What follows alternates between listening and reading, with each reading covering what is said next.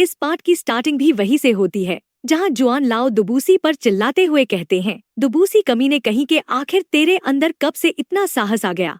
क्योंकि ये जो कॉन्ट्रैक्ट है ये काफी ज्यादा यूनिक है, जिसे सिर्फ युवाओं ने ही बनाया है, तो क्या तुम्हारा प्लान इसे सीख के यहाँ से भाग जाने का है? तो इस पर दुबूसी कहता है, तो इससे तो मदद होगी ना, क्योंकि इस तरीके से युवाओं को सब कुछ अकेले करने की जरूरत नहीं पड़ेगी। और तो और तुम्हारे श्रेक ने भी वादा किया था कि तुम इस मैटर को पब्लिक कर दोगे और हम युवाओं को देखते हैं। तो ये कहता है, सीनियर्स आप में से किसी को भी चिंता करने की कोई भी जरूरत नहीं है, क्योंकि मेरे पास एक सजेशन है, और सबसे पहले तो आप सभी ही लौट जाइए और एक ऐसे स्पिरिचुअल टाइप सोल मास्टर को चूज कीजिए जिनके पास कम से कम 3 सोल रिंग या फिर उससे ज्यादा हो, जिसके बाद उन सभी को ही हमारे श्रेक भेज देना, और इस तरीके से जो ट्रेनिंग होगी वो एक साथ ही होगी। और अब जब पहले ही श्रेक्स ने वादा कर दिया है ये इस सोल कॉन्ट्रैक्ट मेथड्स को रिवील कर देंगे, तो हम लोग किसी भी हाल में अपनी बात से पीछे भी नहीं हटेंगे। लेकिन अगर रूल्स नहीं होंगे तो स्टैंडर्ड भी नहीं होगा, और हमारा जो वास्तविक उद्देश्य था वो सोल बीस्ट की डेथ को कम करने का था, जिससे कि इनकी मौतें कम से कम हो, जिससे कि हम इंसानों और सोल बीस्ट के बीच में काफी अच्छा संबंध बना सके। इसलिए प्लीज आप सभी इस चीज को क्लियर याद रखना, जो कि हमारे लिए और इन सोल बीस्ट के लिए सभी के लिए बेहतर होगा, क्योंकि यहाँ पर हम सभी ही डुलियो कॉन्टिनेंट का हिस्सा हैं और एक दूसरे के होने से ही इकोलॉजिकली बैलेंस बना हुआ है। तो अगर सोल बीस्ट्स को ज्यादा से ज्यादा मारा गया तो इससे सिर्फ फ्यूचर के अंदर हमारे लिए ही काफी बड़ी तबाही आएगी, और हमारा जो वास्तविक उद्देश्य है उसके लिए हम इस सोल कॉन्ट्रैक्ट को ऐसे ही किसी को नहीं दे सकते हैं। इसलिए मैं चाहता हूँ कि एक ऑर्गेनाइजेशन को बनाया जाए जो कि स्पेशली सिर्फ स्पिरिट सोल कॉन्ट्रैक्ट फ्यूजन को ही करवाए। और युवाओं की इन सारी बातों को सुन के यहाँ पे सन्नाटा सा छा जाता है और कोई भी कुछ नहीं कहता है। और थोड़ी देर शांत रहने के बाद दुबूसी कहता है, क्या तुम एक ऑर्गेनाइजेशन बनाना चाहते हो? तो फिर ठीक है, चलो बताओ कि आखिर तुम किस तरीके की ऑर्गेनाइजेशन को क्रिएट करना चाहते हो?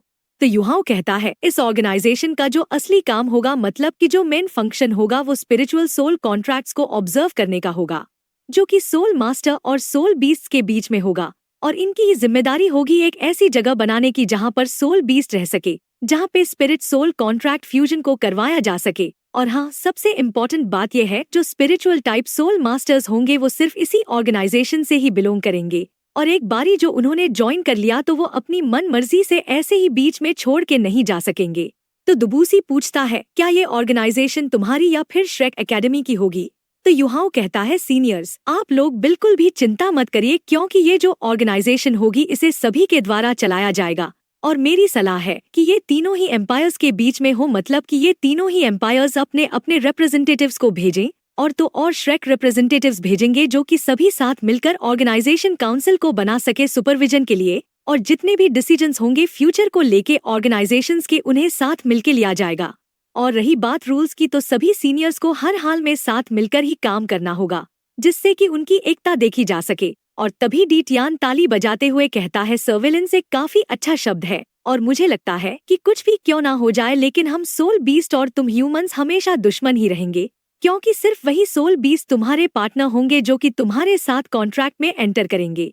लेकिन आखिर तुम्हें ये कैसे मालूम पड़ेगा कौन सा सोल बीस्ट तुम्हें सूट करता है? और ये चीज सिर्फ हमारे सोल बीस्ट भी बता सकते हैं, इसलिए हमें भी अपने रिप्रेजेंटेटिव भेजने की जरूरत है ज्वाइन करने के लिए। और इस चीज को सुन के दुबूसी भी खुश होता है और ये कहता है, बहुत अच्छे, हमारा जो बॉडी सेक्ट है वो भी इस चीज को सपोर्ट करता है।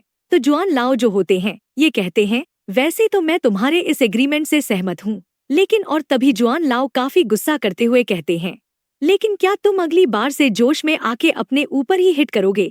क्योंकि तुमने जोश में आके जो हाथ पटका है उससे मुझे सच में लगा है। तो दुबूसी जो होता है ये भी खुश होते हुए कहता है, अरे यार बुरा मत मानो, लेकिन खुद को मारना कुछ ज्यादा दर्दनाक होता है। और इन दोनों को इस तरीके से बहस करता देख के डीटियान और बीजी जो होती हैं दोनों ही परेशान हो जाते हैं, जबकि इनके बीच में युहाओ भी बेचारा कुछ नहीं कर पाता। और जुआन लाओ कहते हैं, युहाओ क्या तुमने पहले ही सोच लिया है इस ऑर्गेनाइजेशन को कैसे सेटअप किया जाएगा, और आखिर हम किस उद्देश्य के लिए इस ऑर्गेनाइजेशन को क्रिएट करेंगे? तो युहाओ बताता है, इस जगह पे पूरी तरीके से फैसिलिटी होगी स्पिरिट सोल कॉन्ट्रैक्ट करवाने के लिए, जो कि बराबर ही सोल मास्टर्स और सोल बीस्ट्स को दी जाएंगी। और तो ये एक ऐसी भी जगह होगी जहाँ पे सोल बीस्ट और सोल मास्टर अपने कॉन्ट्रैक्ट्स फ्यूजन को कंप्लीट कर सकेंगे। और क्यों ना हम इसके नाम के रूप में स्पिरिट टावर को इस्तेमाल करें, क्योंकि वो मेरे ही मास्टर थे जिन्होंने मुझे ये कॉन्ट्रैक्ट मेथड सिखाया था। और ये भी कह लो कि उन्होंने ही इस सीक्रेट मेथड को क्रिएट किया था। और जब इस टावर को शेप दिया जाएगा या फिर बनाया जाएगा तो इस दौरान इसके अंदर एक मैजिक सर्कल भी बनाया जाएगा जो कि स्पिरिट सोल फ्यूजन की प्रोसेस को आसान कर देगा। और इसलिए ही हमारी इस ऑर्गेनाइजेशन का नाम स्पिरिट टावर होगा। तो बताएं आप लोगों को ये कैसा लगा। हम देखते हैं कि युवाओं ने सजेस्ट किया होता है ये लोग सबसे पहले स्पिरिट टावर को श्रेक सिटी के अंदर बनाएं। मतलब कि जो श्रेक सिटी होगी वो स्पिरिट टावर हेड क्वार्टर का घर होगा। और स्पिरिट टावर का जो नाम आया है वो असल में मास्टर का दिया हुआ है। और डूलियो कॉन्टिनेंट के तीनों ही एम्पायर्स जो होते हैं ये अपने अपने दूतों को भेजते हैं जिससे कि ये लोग युवाओं के स्पिरिट टावर ऑर्गेनाइजेशन की जो एस्टैब्लिशमेंट हो रही है उस पर डिस्कस कर सके। और दोनों ही पार्टीज काफी लंबा नेगोशिएशन करती है। जो भी सोल मास्टर ट्रेन होंगे वो स्पिरिट टावर को ही ज्वाइन करेंगे और एक तरीके से ये न्यू प्रोफेशन होगा। और ये जो तीनों अंपायर्स हैं इनमें से हर एक अपने रिप्रेजेंटेटिव को भेजेगा जो कि अलग अलग सेक्ट्स और एकेडमी के होंगे जो कि स्पिरिट टावर काउंसिल के मेंबर बनेंगे। और युवाओं का जो एक्सपेरिमेंट सक्सेसफुल हो गया था तो उसके 2 महीने बाद पहली बार स्पिरिट टावर के अंदर कार्रवाई की जाती है और एल्डर जुआन जो है वो पब्लिकली रिकमेंड किए जाते हैं स्पिरिट टावर के फर्स्ट मास्टर के रूप में, जबकि युवाओं को लाइफ टाइम काउंसिल मेंबर के रूप में। और ये जो स्पिरिट टावर है ये एक ही समय पे इंसानों और सोल बीस्ट के लिए खुला हुआ है। और स्टार डू फॉरेस्ट की तरफ से 5 सोल बीस्ट को भी काउंसिल मेंबर्स की सीट दी जाती जो कि सोल बीस्ट की साइड को रिप्रेजेंट करेंगे। और तो ये भी हर एक के अंदर पार्टिसिपेट करेंगे जो कि स्पिरिट टावर काउंसिल के द्वारा की जाएगी। और ऐसे ही देखते देखते 3 महीने बीत जाते हैं और 9 महीने बाद हम देखते हैं कि युहाओ जो होता है डी टियान के पास आ गया होता है और उससे कहता है senior D Tian spirit tower का जो फाउंडेशन है वो कंप्लीट हो गया है। और क्योंकि इसका स्केल काफी ज्यादा बड़ा है तो इसे पूरी तरीके से कंप्लीट होने में 2 या 3 साल लगेंगे। और जो पहला ग्रुप है स्पिरिचुअल टाइप सोल मास्टर्स का जिनमें 4 या 8 रिंग वाले सोल मास्टर थे, तो मेरी गाइडेंस के चलते अब वो सभी ही स्पिरिट सोल कॉन्ट्रैक्ट फ्यूजन को पर्सनली परफॉर्म कर सकते हैं। तो डी टियान कहते हैं क्या आज तुम किसी और चीज के लिए मुझसे मिलने आए हो? और तुम्हारी जो ह्यूमन एग्जीक्यूशन स्किल्स है वो वाकई में काफी ज्यादा अच्छी है और मैंने इसे बीजी से सुना था। और युहाओ कहता है सीनियर मैं आपको ये बताना चाहता हूँ कि मैं यहाँ से जाना चाहता हूँ। और इस चीज को सुनते ही डी टियान का मूड पूरी तरीके से बदल जाता है और जो ये पहले खुश था ये गुस्सा सा हो जाता है और ये कहता है क्या यहाँ पर रुकना बेहतर नहीं होगा क्योंकि यहाँ पे तो एनर्जी की भरमार है और ये जगह तुम जैसे ह्यूमन के लिए कल्टिवेट करने के लिए काफी ज्यादा सूटेबल है और जब तक तुम चाहो तब तक तुम आराम से वाटर ऑफ लाइफ के पास रुक सकते हो। तो युहाओ कहता है सीनियर तो आखिर आपका कब तक मुझे यहाँ पर रखने का प्लान है? और क्योंकि मैं स्टार डू फॉरेस्ट के फेट से रिलेटेड हूँ तो आप मुझे मार नहीं सकते हैं, तो मतलब कि ज्यादा से ज्यादा आप मुझे यहाँ पे कैद करके रख सकते हैं और सील कर सकते हैं। लेकिन आपको ये भी समझना होगा ह्यूमन वर्ल्ड के अंदर मेरा क्या स्टेटस है और अगर आप ऐसा करते हैं तो मुझे डर है कि श्रेक जो है वो भी नहीं रुकेगा और ये जो अभी अभी नई शांति संधि बनी है इसको तोड़ दिया जाएगा।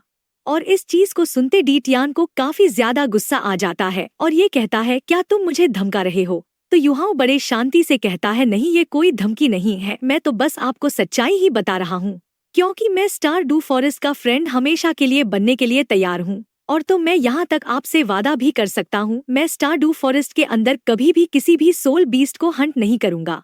हालांकि तब भी मेरे पास काफी सारी चीजें हैं करने के लिए और इस वजह से मैं यहाँ पे ज्यादा लंबे समय तक नहीं रुक सकता हूँ। और अगर आपने मुझे यहीं पे रोकने पे जोर दिया तो यहाँ पे घुट घुट के मरने के बजाय मैं मरना पसंद करूंगा और यहाँ तक कि आप भी मुझे नहीं रोक सकते हैं। और इस चीज को सुनकर डी टियान के होश उड़ जाते हैं और ये कहता है आखिर तुम कहाँ जाना चाहते हो और क्या करना चाहते हो? तो युहाओ कहता है मेरे पास अब भी कुछ अधूरे काम रह गए हैं और तो और मुझे किसी से मिलने भी जाना है। कुल मिलाकर मुझे यहाँ से काफी लंबे समय के लिए जाना होगा।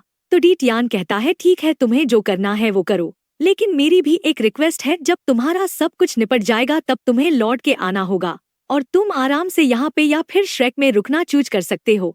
तो युहाओ खुश होते हुए पूछता है तो मतलब कि आप मुझे यहाँ से जाने देंगे? तो डी टियान जो होता ये कहता है मैं जानता हूँ कि मैं तुम्हें और ज्यादा यहाँ पर नहीं रोक सकता हूँ, जैसे कि मैं डेस्टिनी बीस्ट को यहाँ पर नहीं रोक सका था और तुम्हारी जो अभी की एबिलिटीज है तो उनके हिसाब से अगर कोई तुम्हें मारना चाहेगा तो ऐसा कर पाना उसके लिए भी काफी ज्यादा मुश्किल होगा, लेकिन फिर भी तुम इसे रख लो। और हम देखते हैं कि ये जो पॉइंट होता है ये काफी हद तक किसी लीफ की शेप का होता है और तो और इसका जो साइज होता है वो काफी छोटा होता है और इसका कलर पीच ब्लैक होता है। और तो इसके अंदर से हल्का हल्का पर्पल ऑरा भी आ रहा होता है।